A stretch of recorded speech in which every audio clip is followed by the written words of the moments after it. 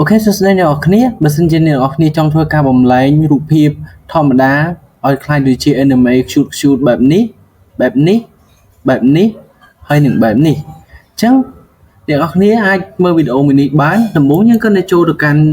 ChatGPT ដោយវាយពាក្យថា ChatGPT openai.com បែបនេះបន្ទាប់មកយើងធ្វើការ enter ហើយយើងឃើញមានប៊ូតុងបូក1ហើយយើងធ្វើការ click ទៅលើវាហើយយើងចុចពាក្យថា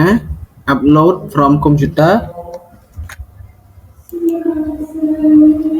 អញ្ចឹងយើងធ្វើការ select យកនៅរូបភាពដែលយើងចង់ធ្វើការបំលែងហើយខ្ញុំក៏នៅវាយពាក្យថា turn this image into studio pixel style បែបនេះហើយយើងក៏នឹងធ្វើការវាយ key enter របស់យើងមកហើយរងចាំវាបន្តិចហើយនេះគឺជា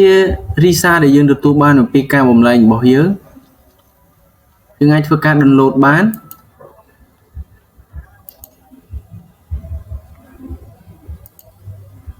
ហើយចំពោះ style ផ្សេងទៀតខ្ញុំនឹងធ្វើការដាក់ជូននៅក្នុង description ដើម្បីឲ្យអ្នកនរគ្នាអាចយក